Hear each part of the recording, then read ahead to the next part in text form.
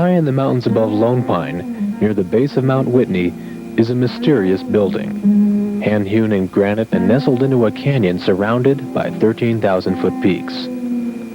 A place of incredible beauty and serenity, the building has for years been an enigma to hikers and climbers unfamiliar with its purpose. Who built it, and why? The story begins in the 1930s with this man, a scientist, thinker, and philosopher named Franklin Merrell-Wolff. In pursuit of higher consciousness and an understanding of life's deeper meanings, Dr. Wolff, his students, and colleagues constructed a building in which to further their work.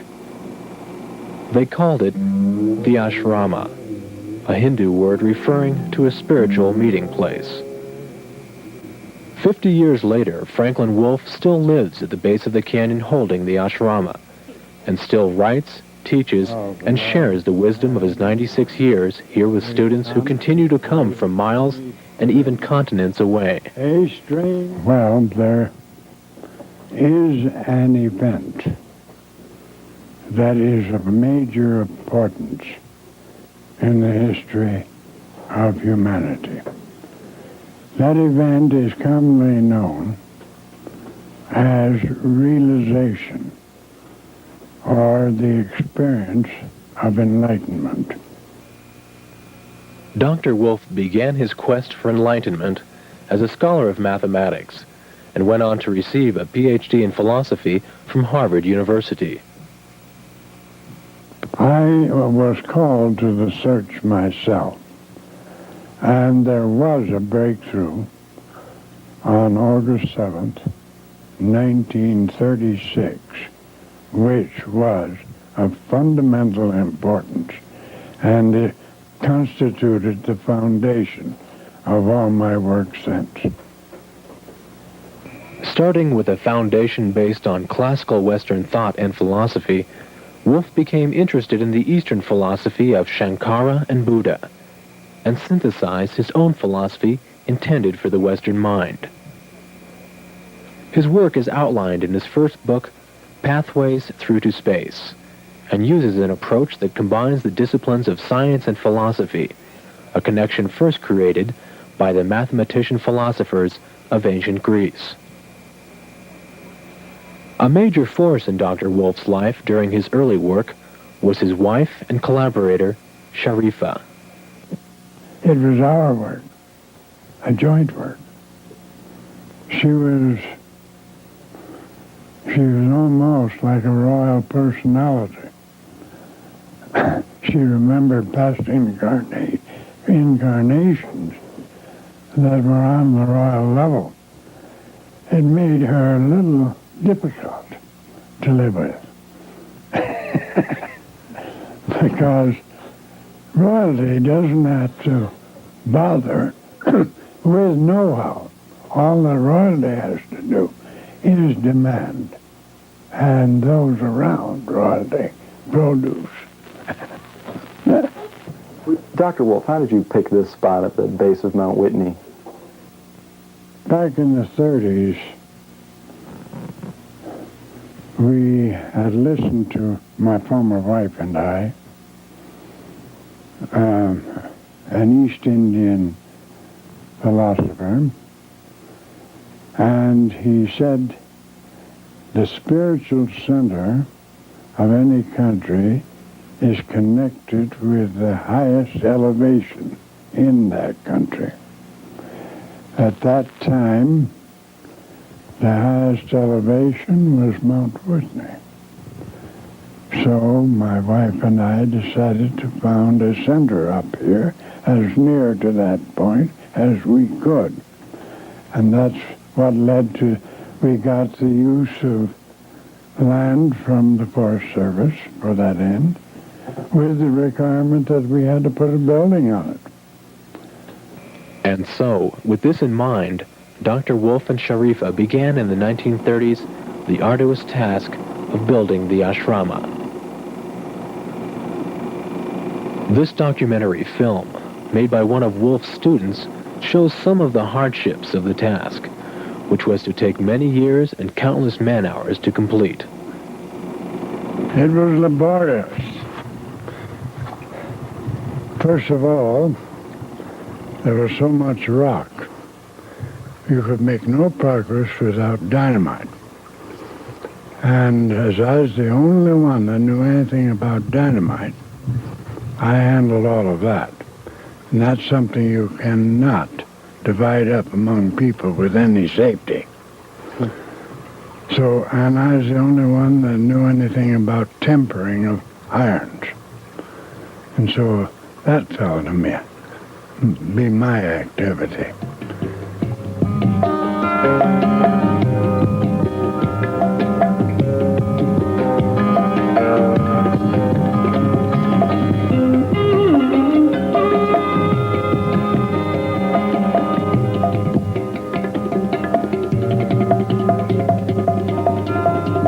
The building was constructed primarily out of granite gathered in the area, combined with mortar, lumber, and other materials brought up on the backs of mules. Dr. Wolff performed the first services at the ashrama under a tent constructed where the present building now stands. Although age now prevents Wolff from making the hike to the ashrama, he still gives services and sees students regularly at his home. He has the same mind, the same keen mind. That hasn't changed. And he's a man to be remembered, I can tell you that. He's one who sees and listens and uses all his faculties with a razor-sharp clarity. And that's accompanied by a deep love for everything he sees at the same time. And it's a very inspiring way to be human. Western philosophy has been in the gutter of materialism for the last 100 years.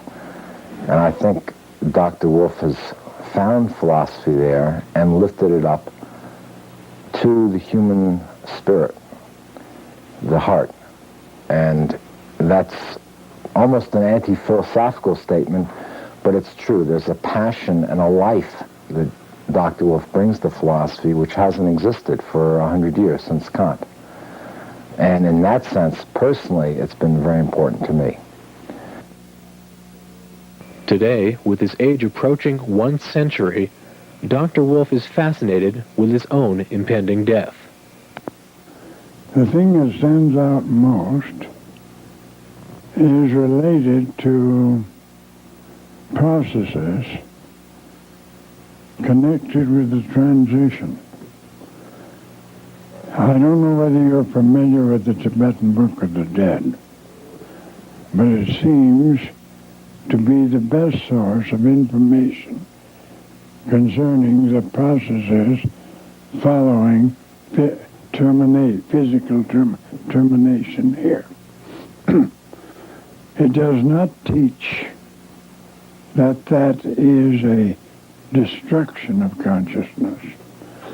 But what it does teach, it is a modification of consciousness so that it becomes adapted to a different domain, an adaptation which involves transforming of concepts and so forth, or even the disappearance of conceptual capacity and moving through other aspects of consciousness. I fully accept the conception of reincarnation and that these withdrawals are periodic, that they're a period of reinforcement and a preparation for further work in this world. I fully accept that.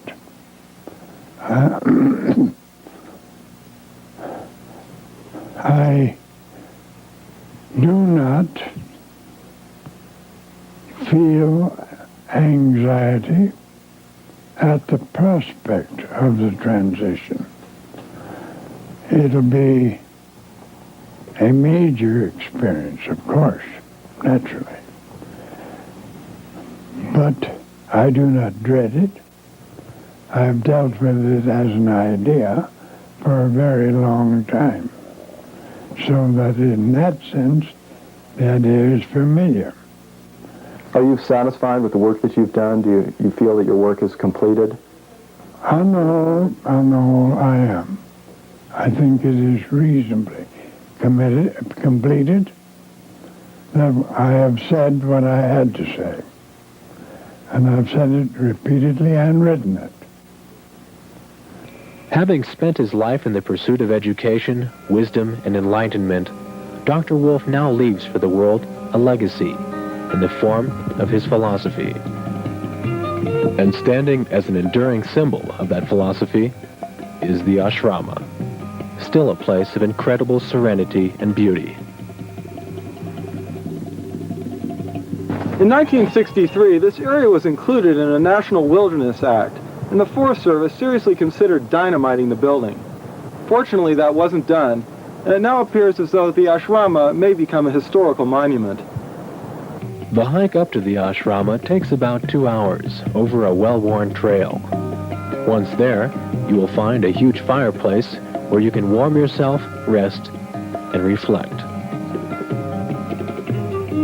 But one question remains. Will there be anyone to carry on Dr. Wolff's work once he is gone? No, I can hardly say that. I'm leaving it to what we call the law to bring about what any continuation there may be. Someone may be called to it. I hope so.